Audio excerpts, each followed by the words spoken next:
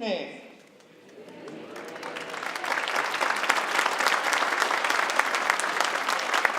It's an exciting night for you tonight. I'm Greg Cropper.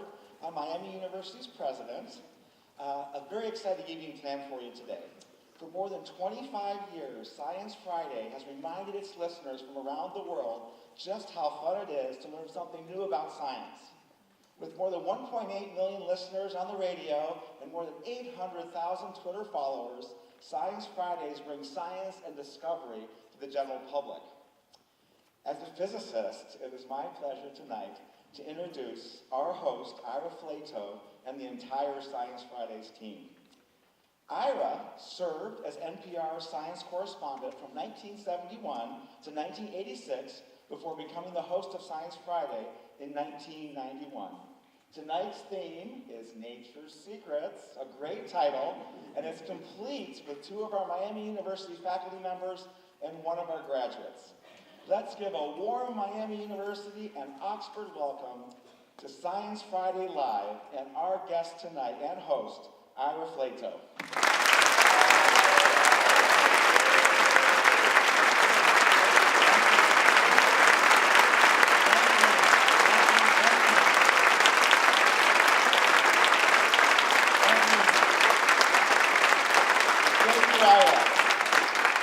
Before we get started, a few of our undergraduate students who you met this afternoon pitching their science projects wanted to present you with a small gift of appreciation for being here in Miami. Well, thank you. Thank you very much.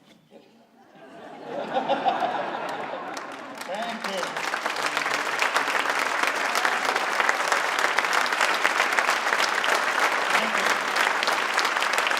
And you know, I have the pocket protector that belongs in that pocket also. So this is the ultimate being a real geek. This is the ultimate geek kit.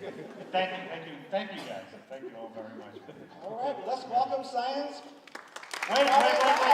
Before you go, we have a little gift for you. Oh, too. no.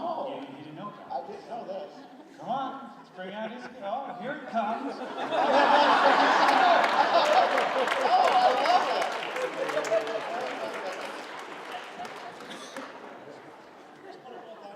There you go. Come on. Come on in, guys. There you go.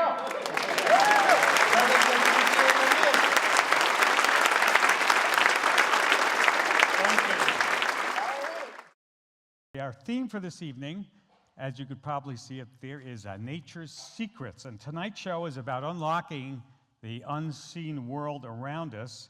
And we're going to reveal the hidden realm of yeast. Yeast? Ooh, I like the oohs. Oohs are good. Oohs are good. We got your attention. And then we're going to reconstruct millions of years ago the environment that was on Earth millions of years ago to see what was happening around us and unlock the tricks that cold-loving animals use to stay warm. And we're going to see there's a frog. There's a frog in that little terrarium there. Did you know that frogs freeze solid? They can freeze solid, and you knew that. You should come up here and talk about that, whatever. Freeze solid in the wintertime to make it through the long days. And as an extra added treat, throughout the show tonight, there's going to be musical entertainment. So let's bring them on now. Ladies and gentlemen, the Miami University Glee Club.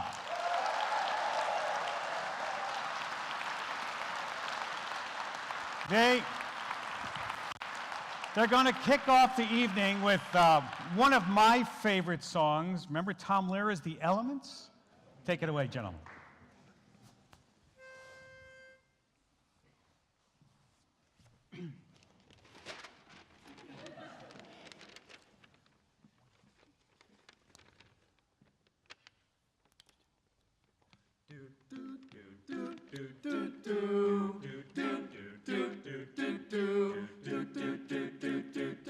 There's antimony, arsenic, aluminum, selenium, and hydrogen, and oxygen, and nitrogen, and rhenium, and nickel, neodymium, neptunium, germanium, and iron, aramecium, ruthenium, uranium, europium, zirconium, lutetium, vanadium, and lanthanum, and osmium, and acetine, and radium, and gold, and protactinium, and indium, and gallium.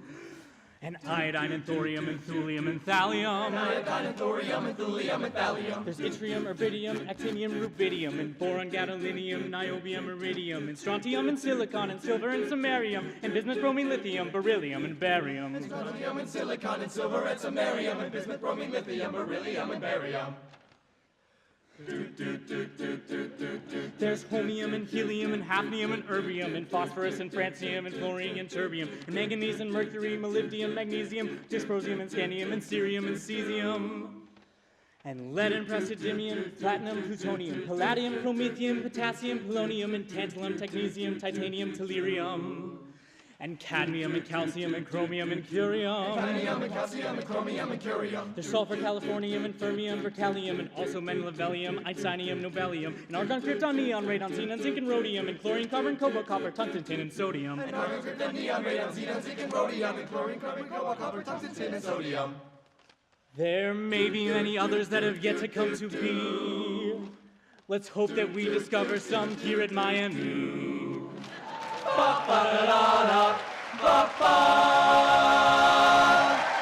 bow. Take a bow. Miami University Glee Club. They'll be back with a couple more tunes later. Let's go on with the show. Here we go. Are we ready, Charles? Here we are. This is Science Friday. I'm Ira Flatow, coming to you from Miami University's Hall Auditorium in Oxford, Ohio.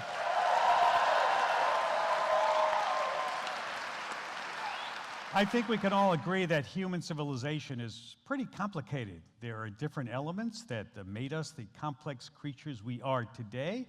Some might say fire. It allowed early humans to set up camp, or language helped us develop large groups. Today, it might be social media. I'm not even going to go there, so don't get me started. My next guest says there's another driver of civilization, yeast. You heard me right, yeast. The simple fungus that you bake with. He's here to unlock the mysteries of yeast and what it's done for us. Nicholas Money is the author of the new book, The Rise of Yeast. How the sugar fungus shaped civilization. He's also professor of botany at Miami University in Oxford. Welcome to Science Friday. Thank you for having me. I like the title, Rise of Yeast. Yeah. Yeah. Yeah. You're a... It wasn't my first choice. The first choice was Yeast of Eden. Ooh, we could be here all night with this. I could move on. You're a mycologist, right? That's somebody who studies mushrooms? Mushrooms and other fungi. That's So, right. yeah, so you knew all about yeast. Is yeast a mushroom, or there's both? Are they both? What is yeast? Is it a plant? Is it an animal? What is it? So there are about 1,500 different species of yeast, and these are single-celled fungi that reproduce by forming buds. And so they're simple examples, structurally simple examples of other fungi, things that produce mushrooms, much more complicated structurally. But yeast is a surprisingly complicated thing in its own right. One thing I find interesting culturally is that mycologists like me that study fungal biology don't tend to know much about yeast. And similarly, yeast biologists rarely refer to themselves as mycologists. They would say that they're cell biologists that happen to use yeast as a model system in their experiments, but they would rarely regard themselves as mycologists, people interested in going out into the woods and finding mushrooms. Yeah, so you guys are sort of separated. You study how mushrooms transport their spores, and we have some video clips, and I want you to explain what's going on in this video clip here. So this fungus here is a fungus called Pilobolus that grows on the dung of herbivores, and it shoots this packet of spores. That black thing that you see at the tip of this filament contains tens of thousands of microscopic spores, and this beautiful organism, this gorgeous thing, fires its spores into the air. It's its mechanism of dispersal, and it's shooting that mass into the air at about 30 miles an hour. Really? But the acceleration is astonishing. the acceleration is tens of thousands of G, because this thing's going from a standing start to going ka-ching literally in millionths of a second. And so what we've done here at Miami University is to use high-speed cameras to actually capture these beautiful movements. I mean, they're fantastically interesting scientifically, but they have an artistic beauty also. Hopefully, you'll agree with me, because I can't see what's going on behind me. But yeah. Yeah, it's shooting. I'm looking at it. Shooting out. Where does it land? Just out into the So forest? it's got a complicated life cycle. It shoots its spores in this fashion. They stick to vegetation. Another herbivore comes along, a horse or a cow or whatever, consumes it, and then it passes through the digestive tract. So it's got this life cycle that depends upon passing through the animal gut. Is the mushroom the flowering part of the plant, of what we're talking So about? there are no flowers that are produced by mushrooms and other fungi. I mean, they're not related to plants Right. closely at all. They're much more closely related to animals, including us, than they are to plants. So there's no flower, but it's a reproductive structure. So let's talk about the yeast. We were talking about yeast tonight. How does yeast get around? Is it in the air all around us? And So that's a good question. So with hundreds of different species of yeast, some of them are in the air a lot of the time. And in fact, they're actually an important cause of asthma, particularly childhood asthma. They're throwing up megatons of these spores into the atmosphere every year, and we're inhaling them. We're inhaling them right now in this room, undoubtedly. But the particular yeast that we used for baking and brewing it's a bit paradoxical. We don't know how it gets around. It gets around on us, and then we carry it in the things that we use in breweries and in vineyards, but it never gets airborne.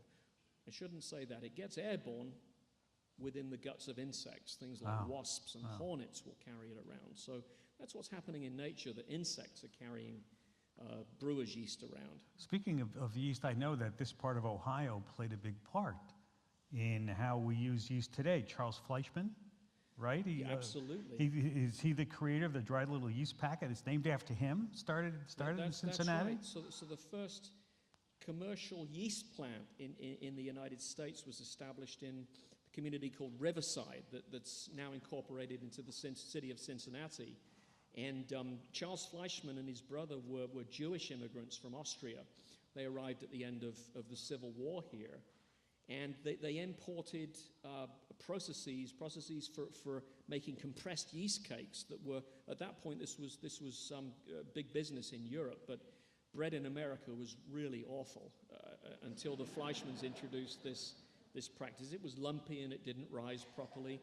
And so the Fleischmanns just revolutionized baking in this country. And if you drive along River Road in Cincinnati today, there's a place, and you'll see it as Riverside Park. It's a ballpark park today. There needs to be a historical marker there. I mean, this is the birthplace of American biotechnology, and there's no marker there at all of it. You can still find traces of yeast in the soil, but yeah. It's interesting how you put the word need in when we talk about yeast.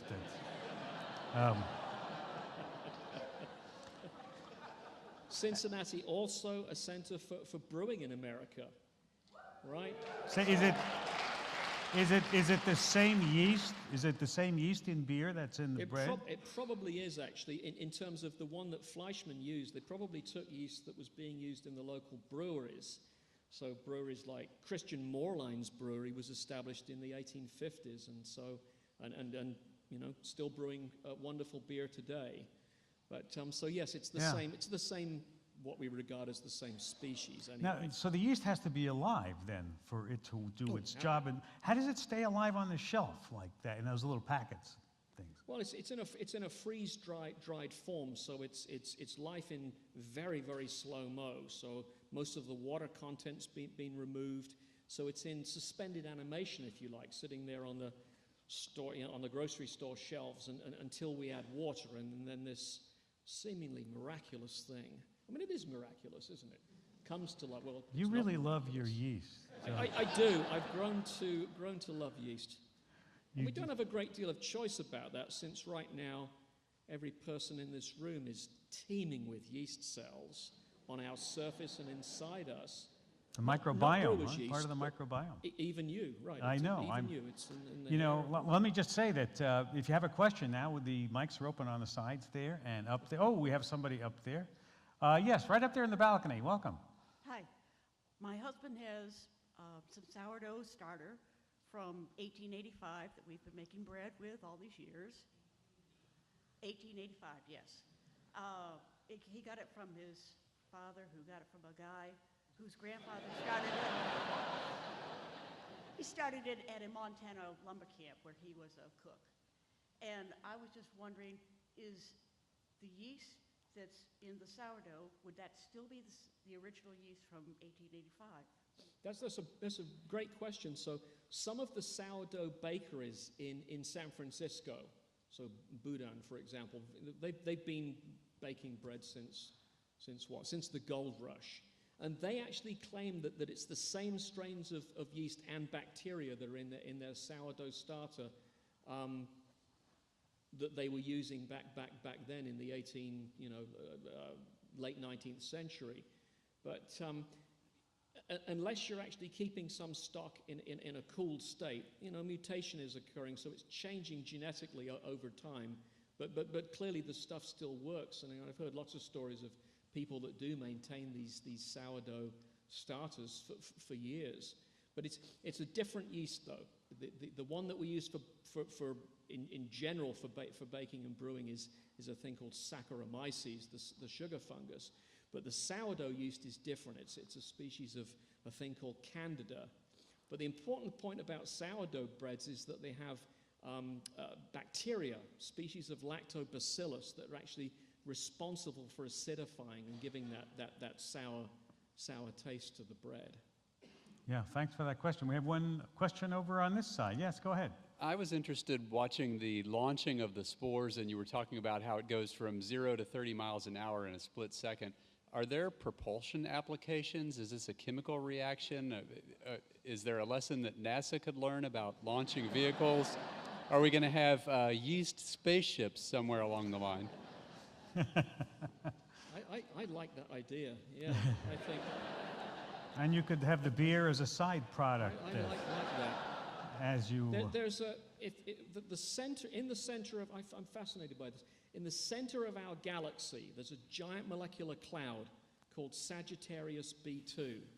And using spectrometers, astrophysicists have been able to detect massive quantities of alcohol in this giant molecular cloud, equivalent to, there's enough alcohol in there to fill 10 to the 28 bottles of vodka in this giant molecular cloud. So maybe that's it. We can use these propulsion mechanisms to get out there and harvest this. Why would we don't. There's plenty of alcohol on Earth, so it's.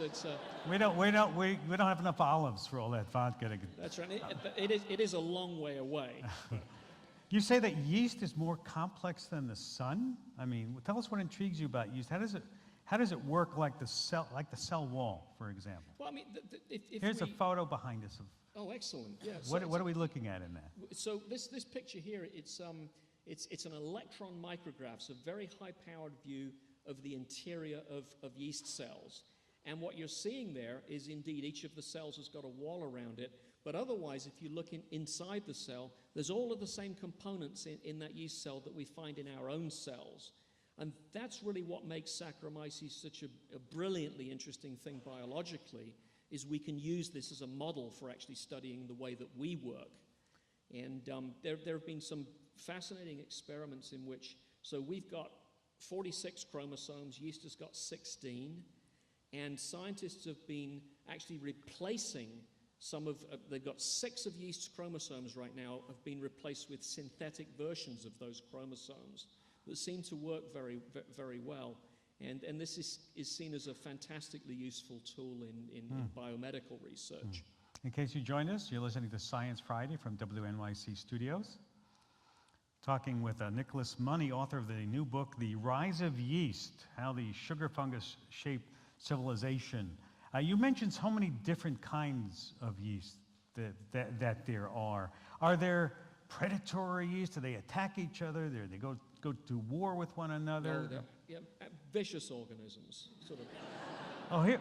Wow, is that Just a like- weapon in yeast that we're looking? So this is a yeast that's evolved harpoons, and it uses these harpoons to attack organisms like small rotifers, for example, and Daphnia, so water fleas. And it actually uses these harpoons to inject itself into the gut wall of these rotifers. And I describe it in copepods.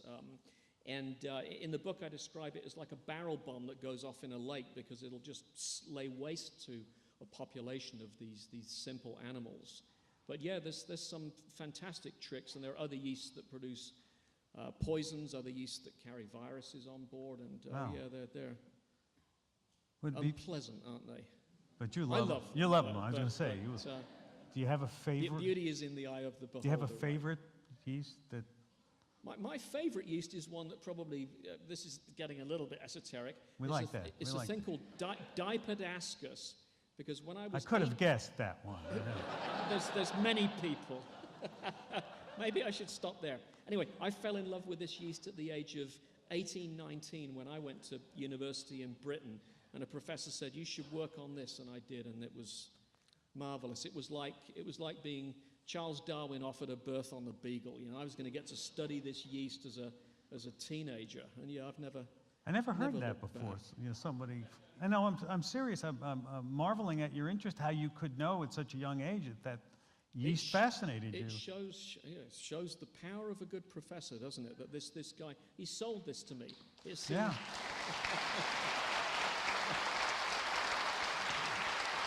Well, speaking of that, let's talk about ways now that scientists are changing yeast, using genetic engineering and or making artificial base pairs in yeast, right? Yeah, I mean, it's synthetic biology in yeast. So this is fascinating, but it's also a little bit scary because as we changed yeast for very useful purposes, so half of the world's synthetic insulin is produced by yeast cells, which is interesting. Anybody Wow. here that has had the HPV vaccine, human papilloma vaccine, virus vaccine, that's produced by yeast. It's a biotech product. There are medicines that are very, very important in treating eye complaints, eye disease. So these are all, we would regard these as good things. But also yeast might be put to nefarious purposes, might be used to produce biological warfare agents in the future, and other compounds. So it's a mixed bag. Yeah. We have to be very careful about now that we're getting this control over this relatively simple Well, organism. why is yeast such a good subject to change it and make things for us? So the best answer to that is that because it works much like us. So we share a common ancestor with yeast and other fungi. If we go back 1 billion years ago, we shared that ancestor, some simple microorganism from which the fungi and all of the animals evolved. And so it's a great model for us because its cells work very, very much like our cells, which is, I suppose, one of the reasons there have been so many Nobel prizes associated with research on yeast, going back for decades. I'm going to give you the $64 question I give to some of my guests. If you had an unlimited check, I have right here in my pocket a blank check, and I'm going to give it, well, I don't have it, but I'm going to say I did. I know you're disappointed. I am too. What would you do? What research should we be going? What direction? What would you like to know? What equipment would you need that you could use that money? That's a really good question. I think that it would be very, very interesting to focus on researching. We're actually physically manipulating yeast. There's a lot of work that was done some years ago on actually sort of hands-on experiments on yeast, manipulating yeast cells, seeing the way that they respond, making measurements of the activity of the chemistry of their membranes and so forth. And we do live in an age right now where the focus is on the genome of yeast. And I think getting back to some of that very basic cell biological work, and I think that would be a very interesting way of spending a great deal of money. But Yeah. we'll see. I'm sorry to disappoint you. That, maybe someone out there has. in the university. Well, thank you very much. Thank you. Nicholas Money, author of the new book, The Rise of Yeast, How the Sugar Fungus Shaped Civilization. And he's also a professor of botany right here in Miami University in Oxford, Ohio. Thank you for...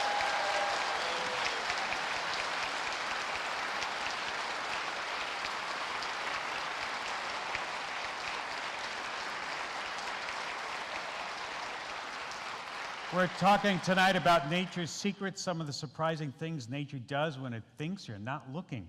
For instance, spiders, as you know, all have 8 legs and they use them for all sorts of things, crawling around, catching prey, no big surprises.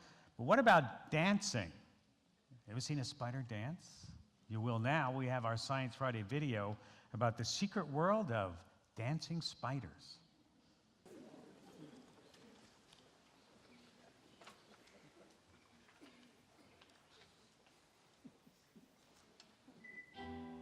Many species dance. Albatross bond with a duet and a duel. Bees waggle to tell their hive where food is. But when it comes to busting a move, no group gets a groove on in more distinct and mesmerizing ways than the peacock spiders.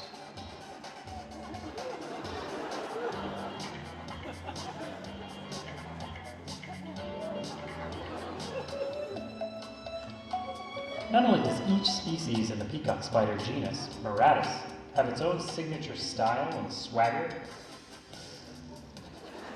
many drop their own unique beat.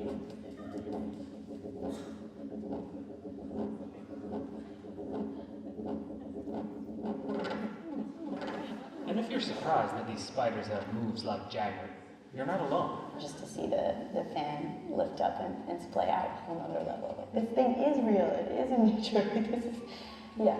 As a grad student at UC Berkeley's Rosenblum lab, Madeline Gerard's goal is to translate and catalog the displays of these 8-legged beatboxes. Trying to understand why these spiders sort of have evolved really elaborate displays to court females, and just exactly what females are cueing in on and what makes a male good or not good. To answer these questions, Gerard and colleagues needed to catch a wide variety of these tiny dancers and their female counterparts. They sort of blend in with your environment, and a lot of females of different species look almost identical, so you can never really tell what a female is unless there are males around to sort of be like, oh, okay, that's the male that goes with this female.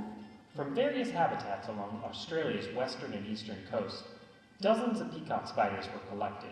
Some previously identified, and some brand new to science. We definitely have the gotta catch them all sort of mentality. These specimens were brought back to Gerard's lab, where she could capture male performances in a controlled setting. I use a set of pantyhose over a nylon frame, essentially, and with that stretched very tightly, we put the spiders on that and can record their vibrations.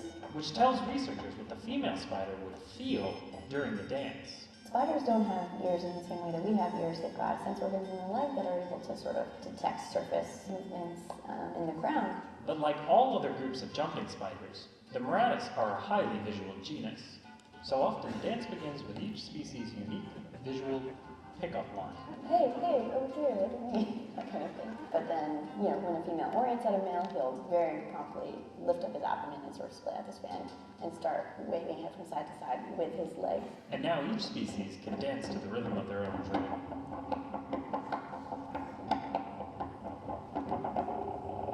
Some more strange than others. Like this previously undescribed species, currently called the sparkle muffin. They do a lot of asymmetrical dancing. They usually use one leg at a time, and then they have these crazy elongated spinners that sort of just like wave at the female. In between these bouts of booty shaking, a male will actually pause that display, and that's when he vibrates. Us watching doesn't really look like he's doing much during that time. You just sort of see his abdomen moving back and forth, but he's actually making vibrations, and then he'll sort of resume the fan waving display. Finally, if the female likes what she sees, she lets the male initiate a grand finale. And he does this sort of end display where he brings his front legs over the female, and with his third legs out to the side. And a lot of peacock spiders of different species seem to have that very same ending. Full disclosure, the females in the lab are pinned in place with removable wax, and not just so that they can get clean recordings of visuals and acoustics of the courtship. In the lab, I've had cannibalism happen. The males that are, less up to female standards are the targets. Each species appears to have its own standards, but Gerard's initial experiments with the Muratus bolon species hints that what a female prefers is a male who can dance and sing equally. If you're better at singing, you're better at dancing too. You're just sort of overall a better male. At least the ones we've done in the lab where sort of the conditions are all standardized. The combination of both of those things and both of those things sort of performed better is important. But even though we know that females like a quality performance, we still don't know what the dance is actually saying. They're not giving them parental care, they're not providing a territory for females to live, they're not giving food. So, probably the thing that it could indicate is something about sort of the male's genetic quality, but I don't know. It could just sort of be a really attractive signal that females are queuing in on. It sure got our attention.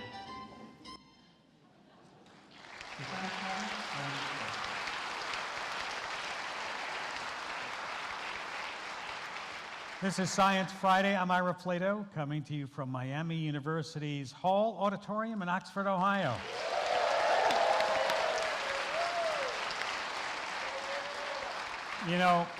Every few weeks it seems like we hear of a new fossilized skull or bone of one of our ancient ancestors, and each of these finds adds a little piece to the sprawling, complicated puzzle of where we came from, or who were our ancestors? I mean, we talk about that all the time, but just as importantly, what was the place they lived in like? I mean, what was the environment like where they lived, and how did that affect their evolution? Reconstructing ancient environments is called paleoecology, and my next guest is an expert in digging up the clues to our origin. Denise Sue is the curator and head of paleobotany and paleoecology at the Cleveland Museum of Natural History. Welcome to Science Friday. Thank you so much for having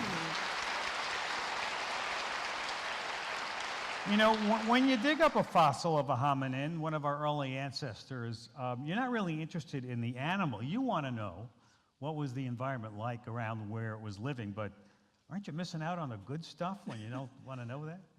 I don't think so, because an environment is really crucial to our understanding of how we evolved. We are part of an ecosystem. What happens around us affects us, and particularly at that time when really, we don't have any of these cultural interventions that we have today. So it's really important to understand what the habitats were that our early hominid ancestors were living in. Yeah, but when you dig it up, you don't have a whole lot of pieces there. To deal with, do you? No, the hominins, no. And not even the pieces to put together what the environment was like. I always say it's kind of like putting together a puzzle, but you have to go find the pieces yourself first, scattered all over.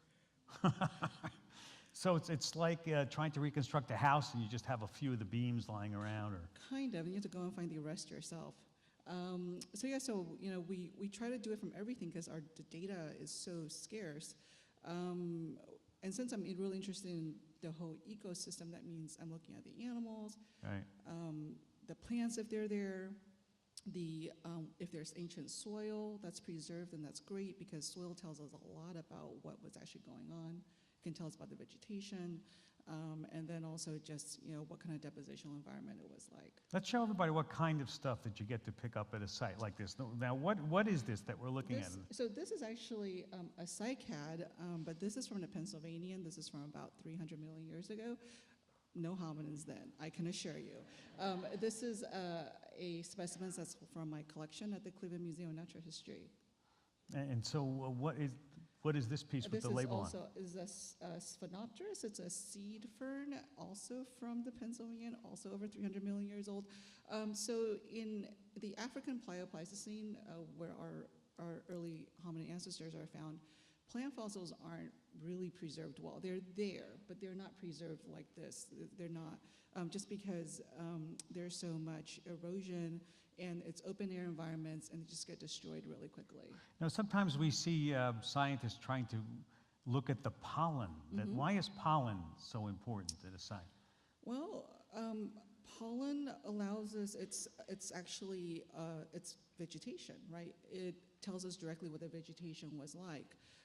Pollen preserves more easily than the big plant parts like leaves, Right. and because they're preserved in the ancient soil. And does the pollen give you an idea of how old maybe the site is also? Sometimes, Yeah? it depends. Usually not, but it does give us a sense of what plants were there, and also pollen can travel very far, so it can tell us about generally what the region's environment was like. So if you do find fossilized bones, can the bones tell you what the environment was like? Yes, yep, it tells us a lot actually. If we find teeth, and teeth are favorites of paleontologists, teeth tells us a lot about what the animal ate, both in terms of what they look like. Different animals that eat different things have different shaped teeth, and then also we can also look at the chemical composition of teeth to tell us what kinds of plants they were eating as well. We're not taking phone calls this hour, but as I say, there are microphones in the audience up there in the balcony and on the sides if you'd like to step up to the mic and ask a question. Now, I know you've worked at a site in Tanzania, right? Tell us what site that was and what you found, because Lucy was nearby, right? Lucy was nearby. This is Laitoli, Tanzania. This is just in the Ngorongoro Game Reserve, and this is where the famous fossilized set of footprints of Australopithecus afarensis was found, and that's a species that Lucy belongs to. And this is a really interesting site because we don't have a large body of water there. I mean, right now there isn't any. I mean, it's pretty barren. It looks like that. But in the past, it was much more wooded. There was more bushland and shrubland. But unlike other sites, unlike where Lucy was found, there was not a large permanent river or a lake, and that really changes the vegetation structure a lot. Why would anybody live in a site? It's a bad neighborhood, is what you're saying. Well, yeah, actually, it was a really marginal neighborhood for afarensis. And so you can see the difference in terms of the relative abundance, the population density of afarensis at Laitoli versus Hadar, which is where Lucy was found. It's much higher over there.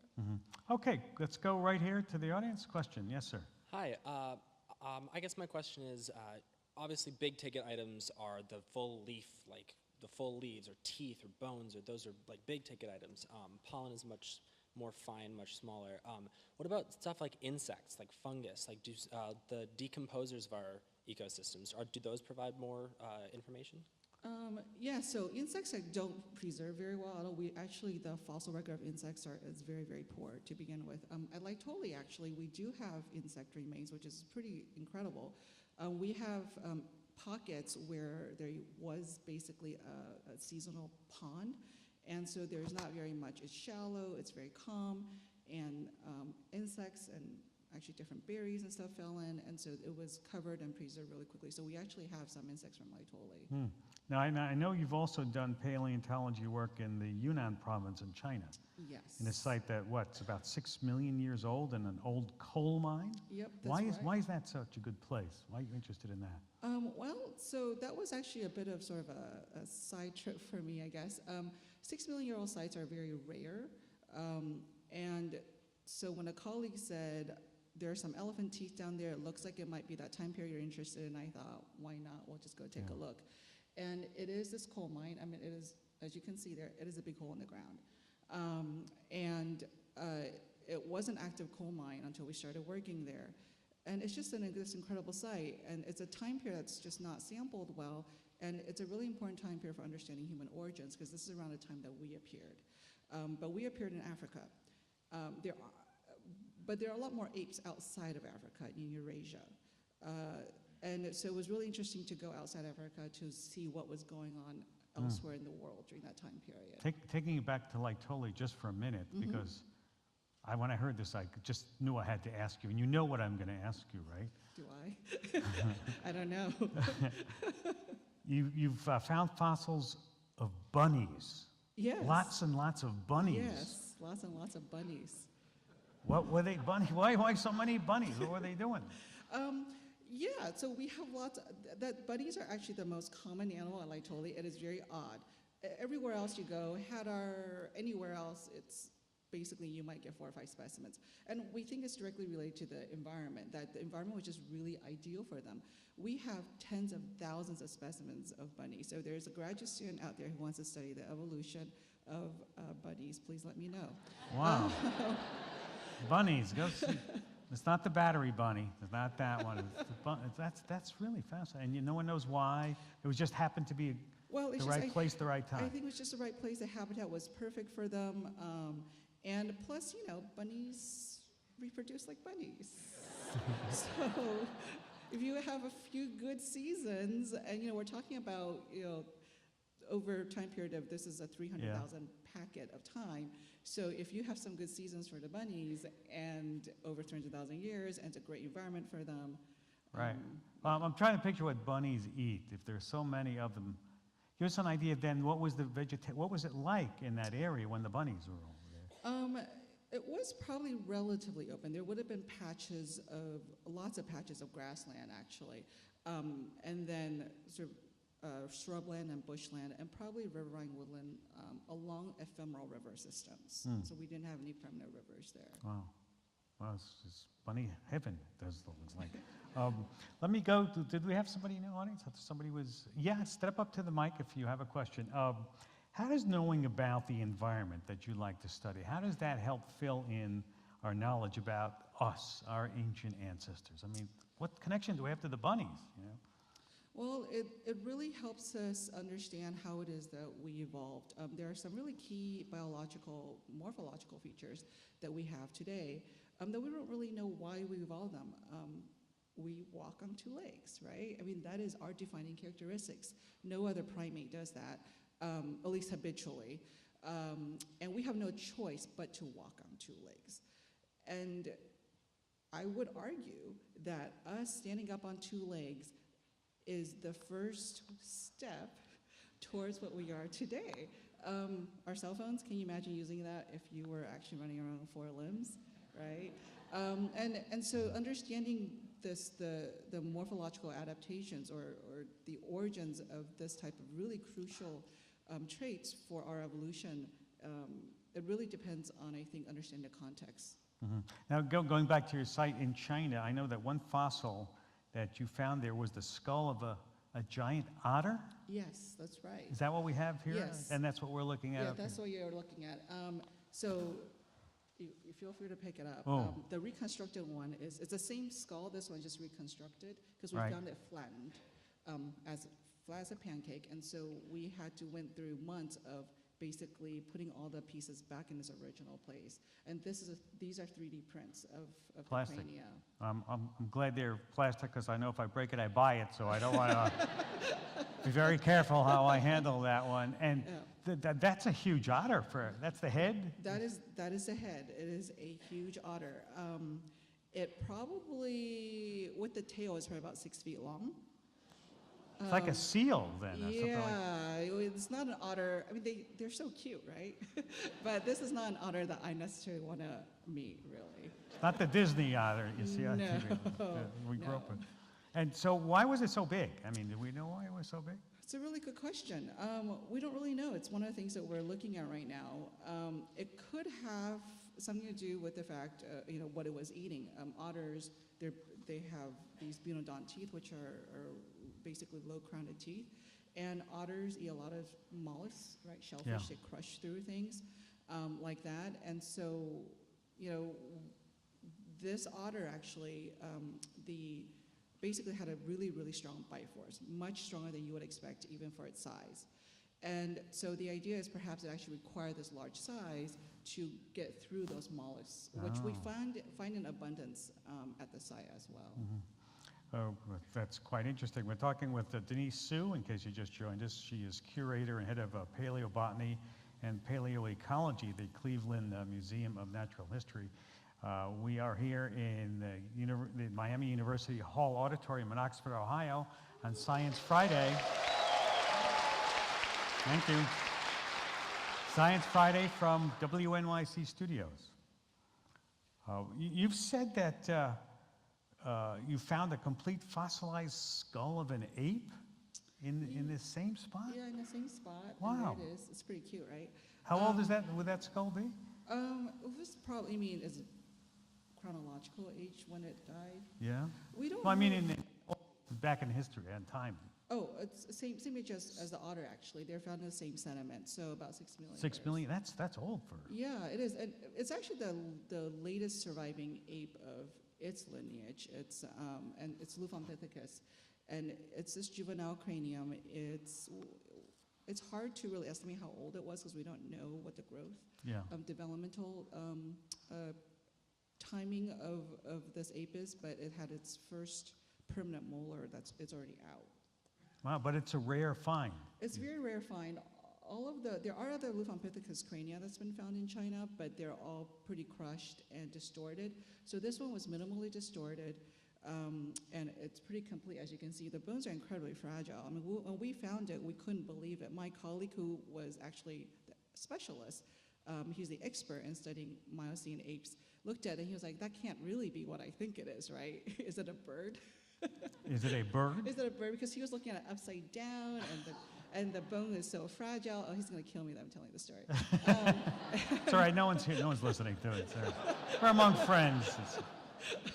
And so it's very fragile, and he was looking at it from upside down, and I'm looking at it thinking, oh my gosh, I mean, this is, for a lot of people, this is the find of a lifetime. Wow, that's great to have. Let's go up to the balcony. Yes, question from you up there. Step up to the mic. Yes, thank you. There's a lot that's been written recently in the last couple of decades from Lorraine Cordain and on about nutrition in Paleolithic time. And I was just curious, I've always wanted to ask an actual expert what their thoughts are on what we ate and kind of what our activity was maybe 2.5 million years to pre-agricultural times. Well, probably a lot of just what could be gathered, really.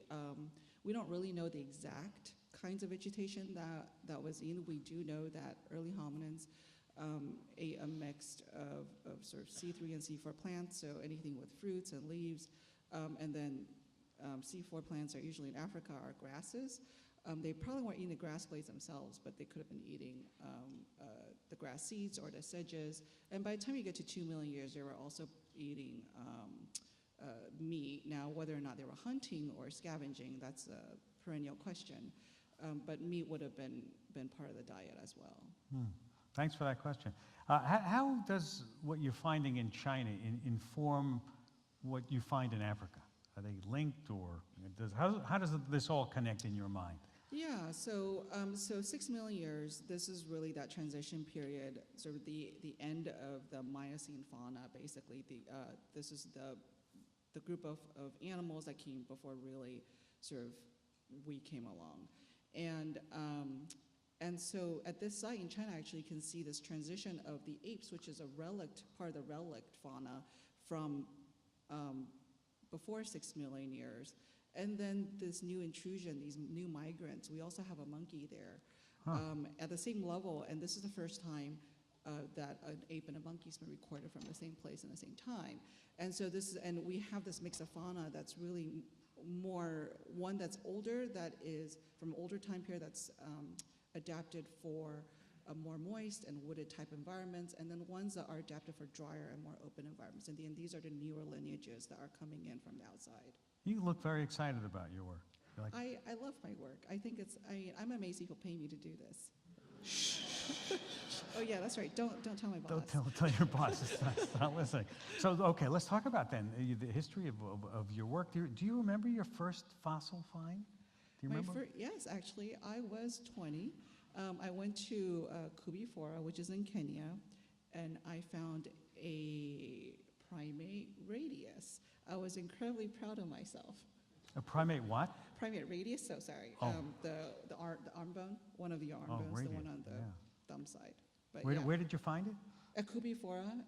It's next to Lake Turkana in Kenya. Oh, that's a very rich place. It's a very rich fossil place, hunting. yes. And so you were all excited about that? I was incredibly thrilled. I was the only person to find a fossil that day, so that made me even more proud. Well, it's good. So you thought of yourself as being Mary Leakey at that moment? And, You know, I don't know that I thought myself was very leaky, but I thought this is the most incredible feeling I have ever felt, and I was hooked. And that was it. I went back, changed my major, and Wow. here I am.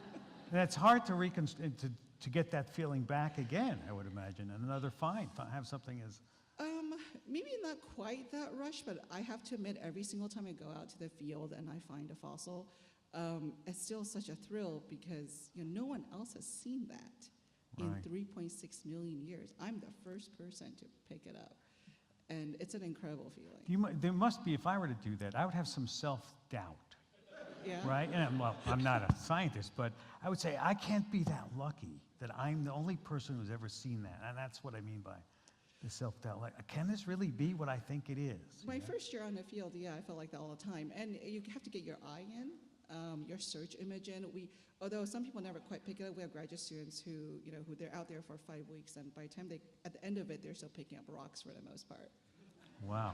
Yeah. Well, we're very happy to have you here. Well, thank you. Thank you for taking time to be with us today.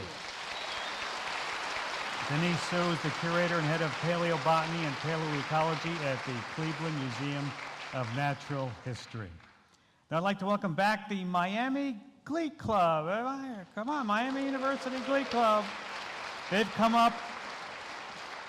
come up with a very special song for us tonight. I want you to pay close attention to the lyrics, so give them a big round of applause, and we'll hear what they have to sing.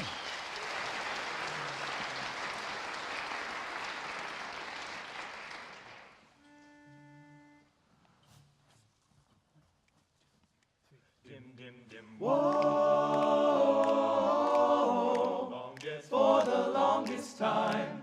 Whoa, for the longest. If you said goodbye to me tonight, there would still be music left to write. What more could I do? I'm so inspired by you.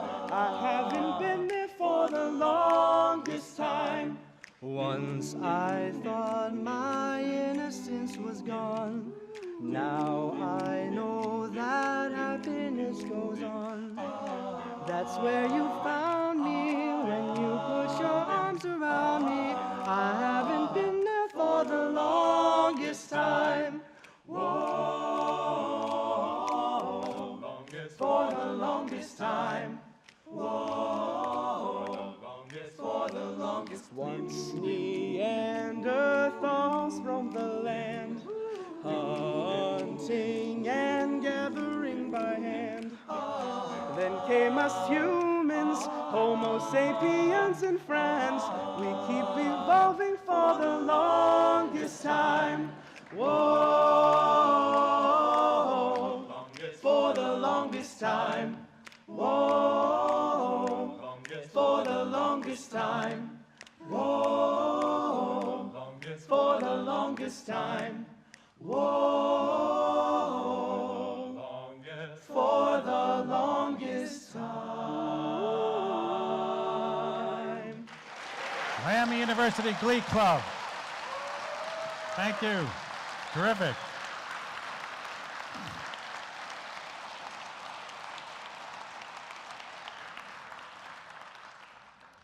This is Science Friday. I'm Ira Flatow, coming to you from Miami University's Hall Auditorium in Oxford, Ohio.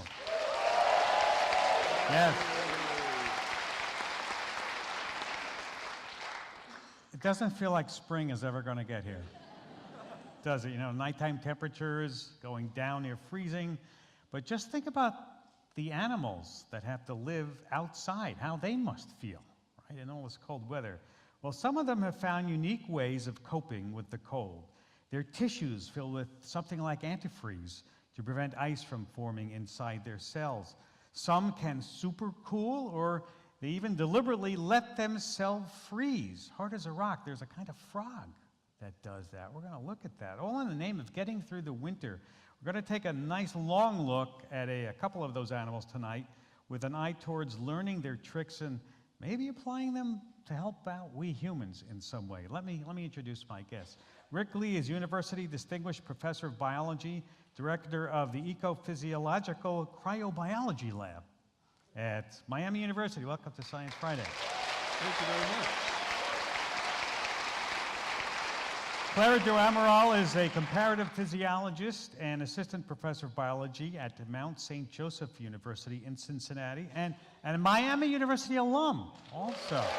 Welcome to Science Friday.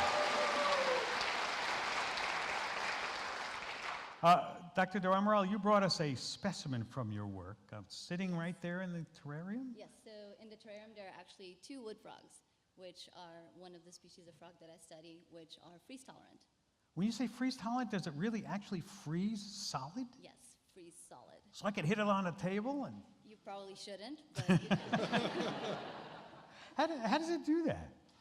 Well, so basically frogs are what people in general call cold-blooded organisms, and so when winter comes and the environmental temperatures drop low enough, the body temperature of the frog kind of follows that temperature, so they become relatively cold. And so if the body temperature drops low enough, so close to 0 degrees Celsius, their body fluids slowly start freezing. And so that's part of what I study. So we study how they can actually do that. So they have a series of physiological responses that allow them to survive being frozen.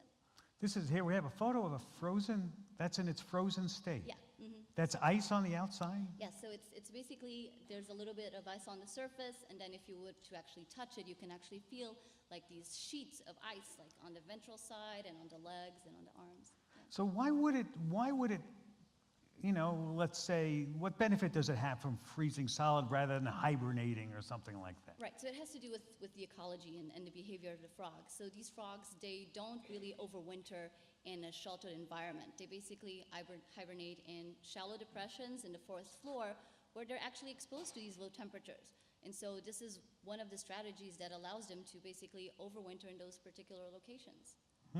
And your work, Richard Lee, is on the largest land animal that lives in Antarctica. Exactly. I mean, who wouldn't want to work on the largest land animal? That's right, right there. What is that? What is it? In fact, I brought some of these for you. You look like a pretty strong guy. Oh, that's heavy. That's heavy.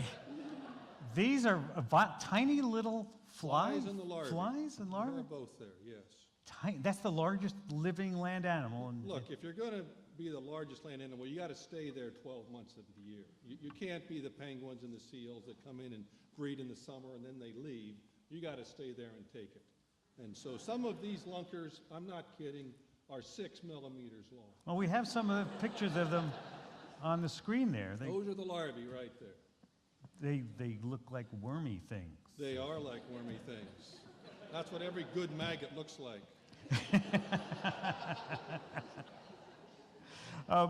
So what happens to the larvae? They then, you know, larva is a stage that, what, a fly That's goes right. through? So there's 4 larval stages.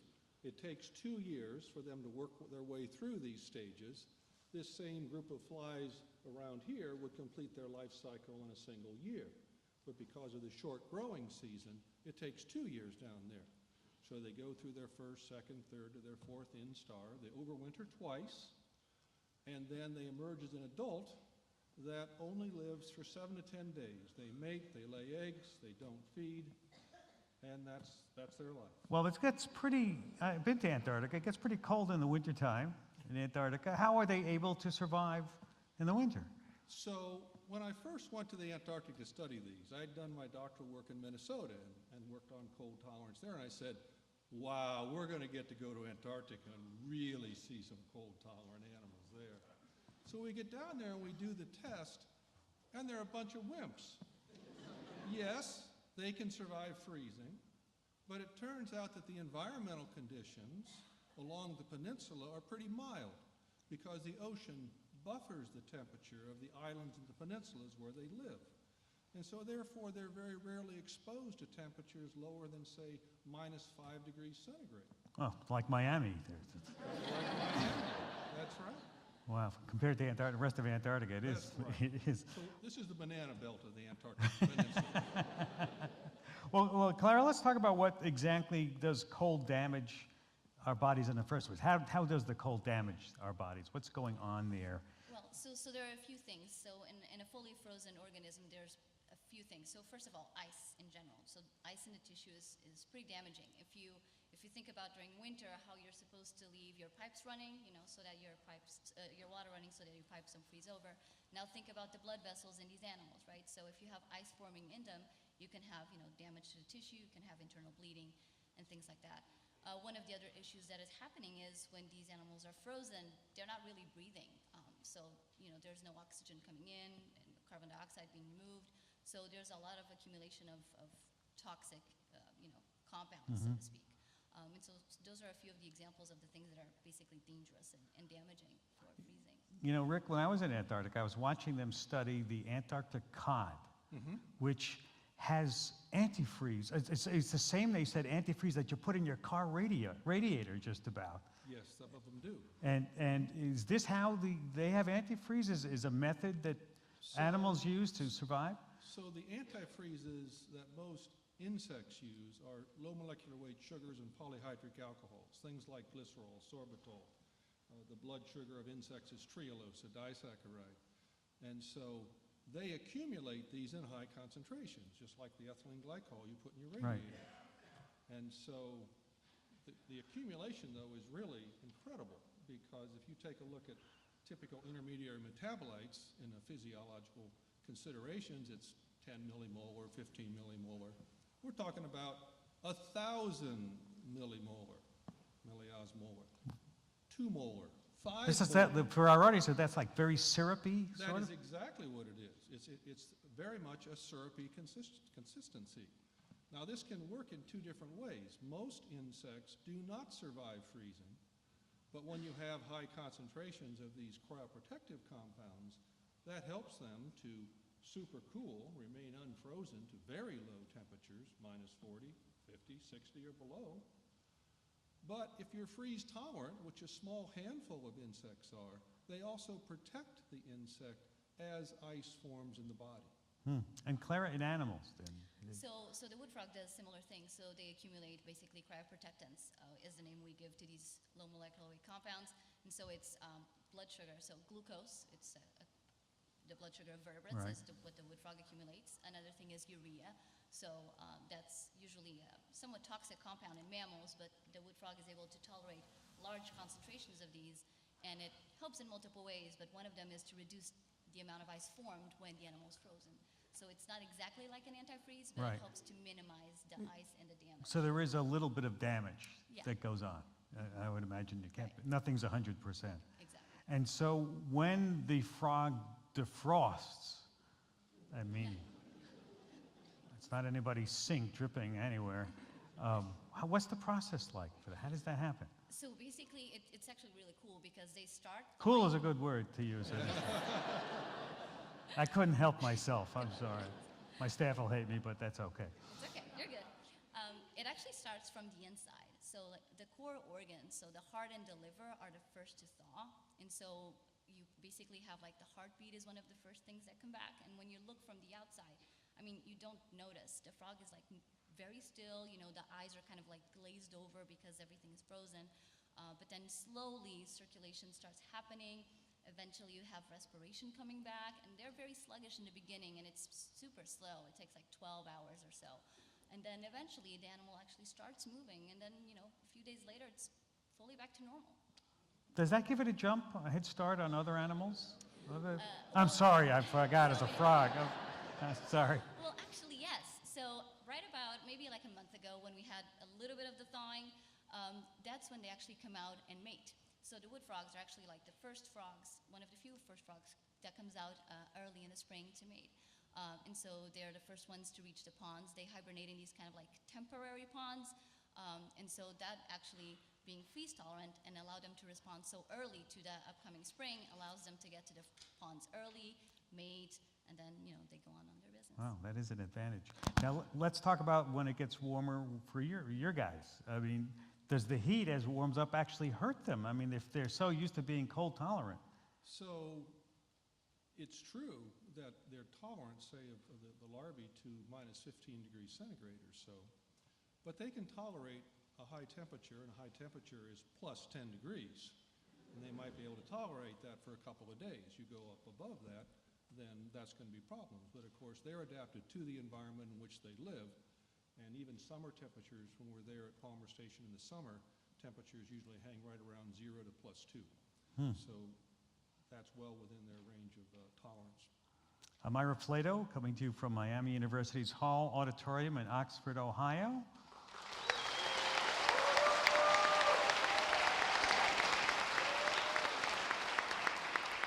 From WNYC Studios.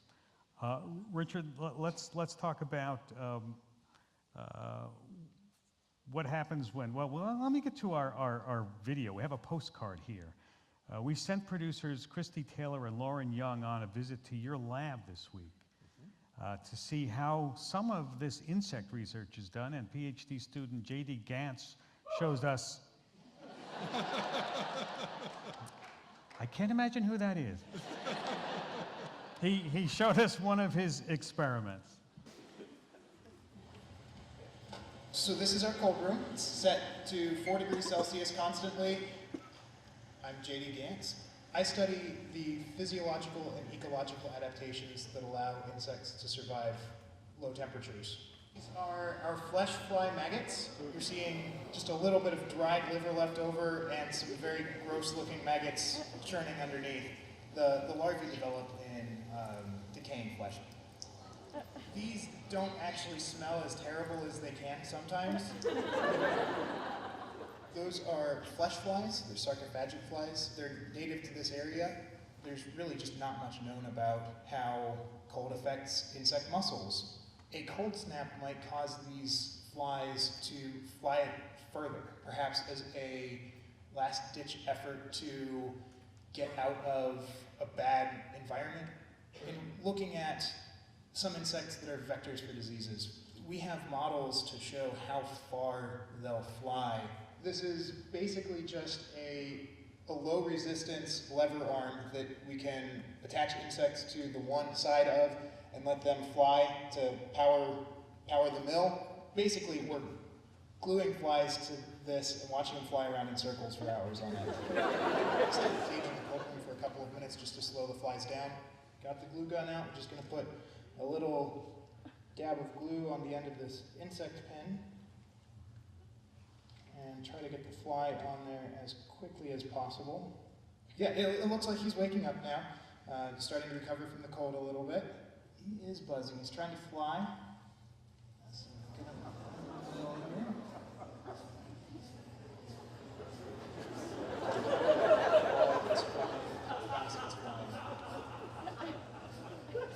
In the course of the 4 hours, I've had a couple of individuals fly over 20 kilometers. The cost for cold exposure seems to be reduced flight velocity. I went through a large part of college not realizing that I liked biology as much as I did. I ended up taking a class called physiological ecology as a junior. I loved how much the physiology informed the ecology or vice versa for these animals. I'm just totally impressed by their ability to adapt to all sorts of crazy environments. We just talked about a fly that can survive freezing at -80 degrees Celsius. I mean, that's mind-blowing to me. So learning more about that sort of thing and how insects have been able to invade and successfully survive in some of the most extreme habitats on Earth is just amazing. I really love having a chance to dig into some of how that happens.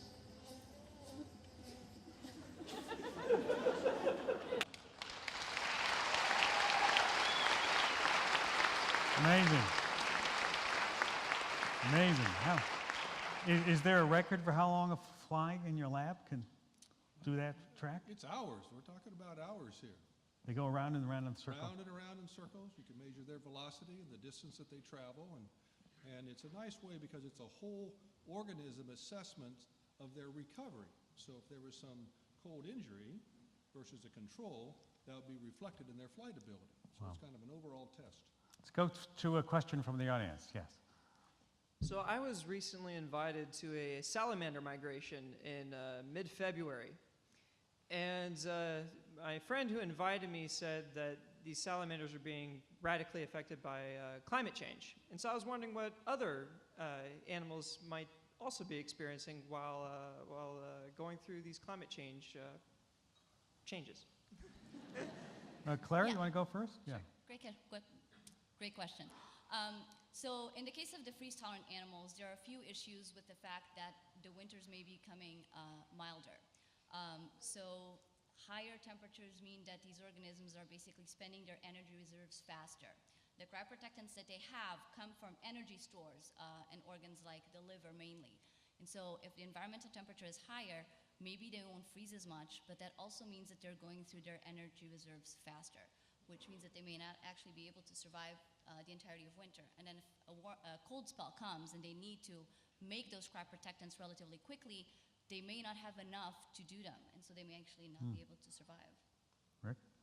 Similarly, we've seen some insects. You may be familiar with the goldenrod gallfly, the goldenrod, the weed. There's a ball gall on it, and there's a larva within the gall that's freeze tolerant. And it turns out that if you put those galls in the winter in a warmer microhabitat, they don't survive as well because they burn up their energy reserves too quickly. So that means that for them, colder is better for their winter survival. Wow. I'm Ira Flatow. This is Science Friday from WNYC Studios. Let's go over here. Yeah. So the tardigrade is another creature, very microscopic, that can survive in some really extreme environments. And I was wondering how some of its survival mechanisms compared to the frogs or the flies that you have studied. Very interesting question and right on target, because when we're studying the Antarctic midge, we're particularly interested in the relationship between freezing tolerance and dehydration tolerance. And some of the same cryoprotective compounds are produced by tardigrades. Okay? Now, tardigrades can go down to less than 1% of their body mass as far as water goes. I mean, very, very low. Okay? However, these fly larvae from the Antarctic, they can tolerate dehydration to about 30% of their initial weight.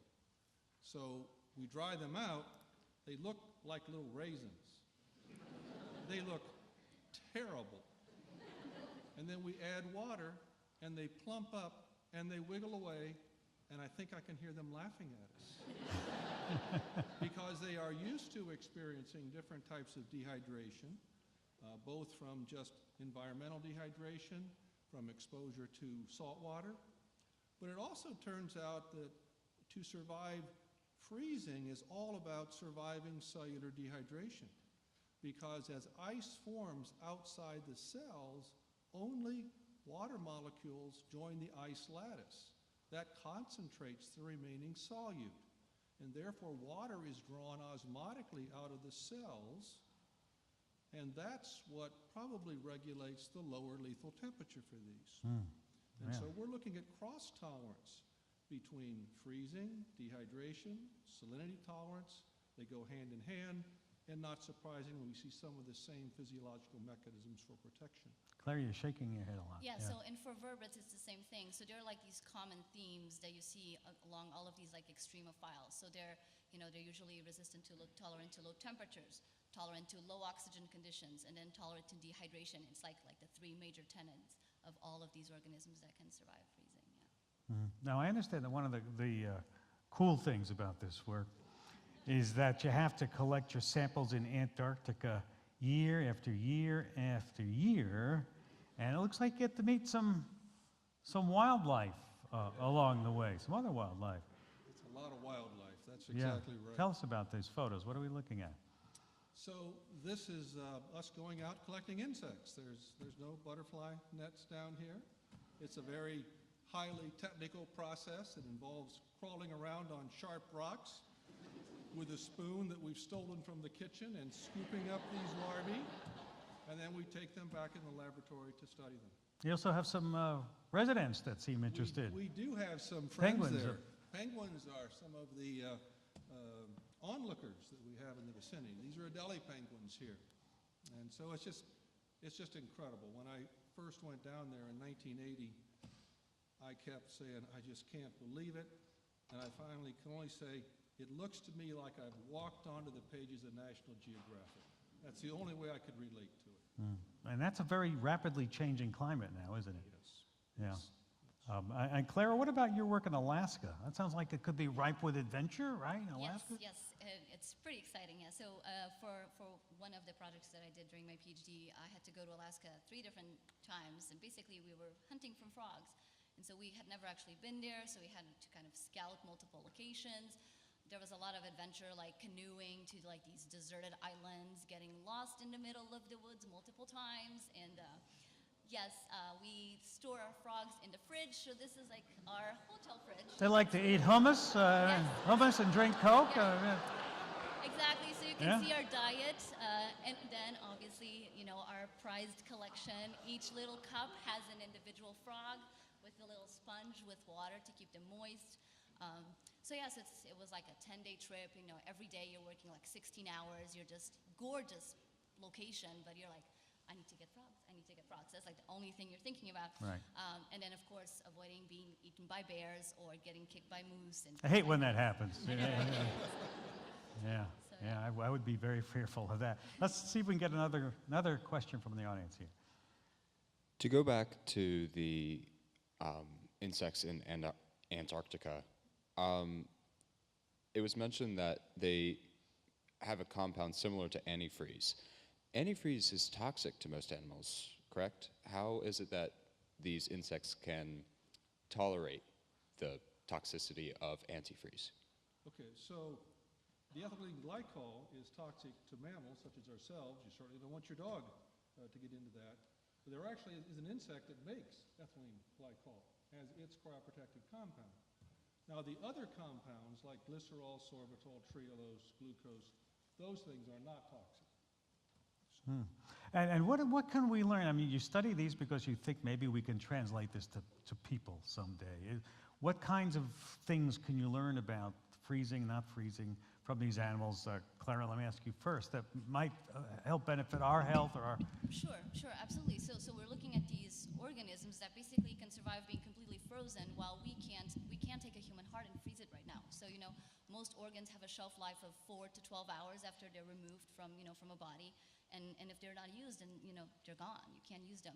So that would be a great application for the type of work we do. So if we can understand how these organisms can, tolerate these different compounds, these different stresses, are there things that we can extract from that to apply to, you know, cryopreservation of organs would be one of the things. And yeah, one of the issues is many of these cryoprotectants for mammalian tissues are toxic. But if you can figure out how these insects, how these frogs can tolerate such like high concentrations, maybe you can then translate that to, you know, an actual application for organ cryopreservation. For all these people who want to freeze their bodies for later on. When Sure. Well, Why not? why not? Let me get one more question. We went this side. Let's go to this side. Yes. So for something like humans, why exactly is being frozen bad? What is it that kills us specifically? Wow. So that's a very good question. So there are several things. So imagine just ice formation would be lethal, but then animals that are frozen, they are basically tolerating a huge reduction in metabolism. So you're basically spending the minimal amount of energy. But there are processes in your body that right now you cannot tolerate shutting down. So there's different ions that have to be maintained at certain concentrations inside and outside of your cells. That's something that we right now don't really know how to survive without. And that's something that when you freeze an organism or just drop it to fairly low temperatures, that's something you have to deal with. There's all these other types of stresses like oxidative stress and formation of free radicals that also happen when you kind of stop circulation. So these organisms have evolved, you know, through thousands of years to withstand all of these issues. Mammals have much higher energetic demands, and we are not there yet. Richard, I know that you're about to retire. Is that correct? I'm in the process, yes. Hey, so what would you like your students to take up? What should they pick up and leave off that you've left them? Well, Clara's already on it in her position. But what questions remain to be answered? One of the things in the Antarctic that we were very surprised about, we were able to gain some collaborators, and we sequenced the genome of this Antarctic fly. It's the first Antarctic eukaryote, the first freeze-tolerant animal, and the first midge to be sequenced. And then one of our students, this work was also done with Dave Denlinger from Ohio State, but one of the students that worked on this was an undergraduate at Miami, Nick Teets, then he got his PhD at Ohio State. And so he decided to do an RNA-seq study in which he used this genomic information. He did an experiment where first he had a control group of larvae, and then he desiccated some larvae for several days. And he took a look at the changes in gene expression. So the total genome was about 13,500 genes. So you do a study, you say, gosh, wouldn't it be cool if 5 or 10 different genes were turned on or off? And that might give us a clue as to what to study next. Well, he did this experiment, and he found out that 25% of those 13,500 genes were either up or down regulated. And this then told us about massive pathways that are being up and down regulated in a very complex way. So that's one of the really neat places, I think, to go to continue to learn more about this adaptation, because we've just scratched the surface. And Clara, where do you see yourself going next? Yeah, so I've basically, during my postdoc, I did a similar experiment. So we took some freeze-tolerant frogs, a different kind of frog, tree frogs, which we also have here in Ohio. They're also freeze-tolerant. And we took some that were exposed to low temperatures and then some that were actually frozen, and we did the same kind of experiment. And we saw the same thing, you know, like we had lists of 10,000 genes, you know, that changed. So you're like, okay, now let's go one by one. What do they do? So gene expression, definitely one way to go. I'm also interested in seeing how do these organisms actually tolerate these high concentrations of cryoprotectants, because can we detect some levels of damage associated with just these chemicals themselves? And then I'm interested also in the natural history. Like, I like frogs. I think they're really interesting animals. And so we have different species that do freeze tolerance slightly differently. And so I'm also interested in seeing, okay, what makes one frog, what allows it to use certain cryoprotectants, and another frog that lives in the exact same environment do a different strategy. Wow, that sounds fascinating. I want to thank you both for taking time to be with us today. Richard Lee, Professor of Biology, Director of the Ecophysiological Cryobiology Lab. That's cold stuff, right? Cold stuff. At Miami University. And Clara do Amaral, a comparative physiologist, Assistant Professor of Biology at Mount St. Joseph University in Cincinnati. Thank you both. Thank you both for taking time to be with us today.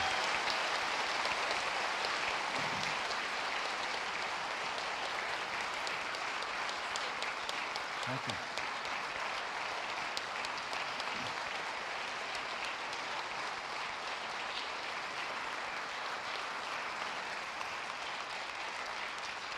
They were great. They were great.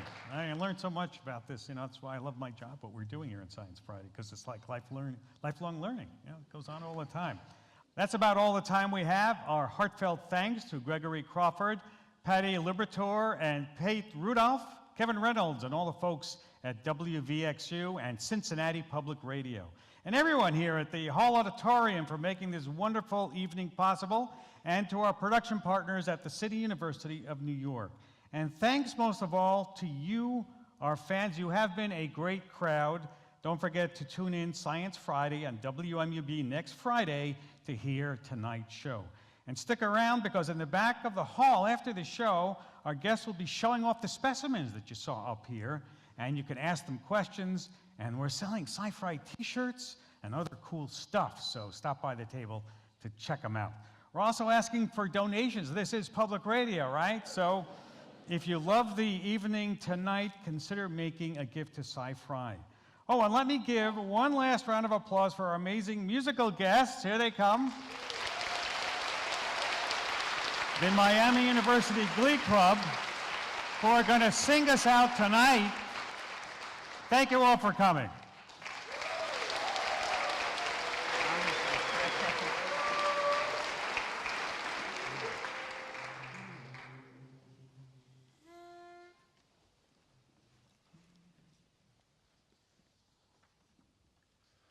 Oh, Shenandoah, I long to see you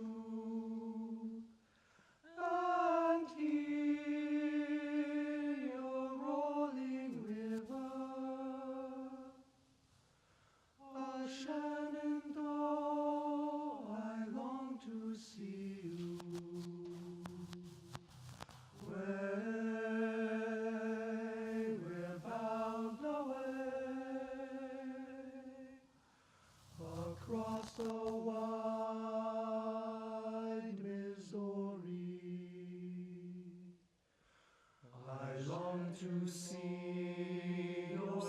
smiling valley, and hear your rolling river. I long to see your smiling valley,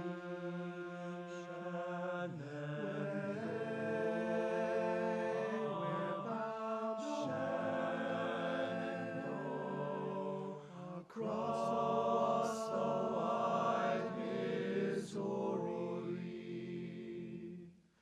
'Tis 7 long years since last I Shenandoah, and hear your rolling river. 'Tis 7 years since last I Shenandoah,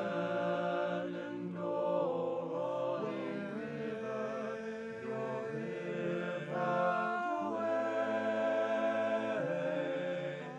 across the wide Missouri, the wide Missouri.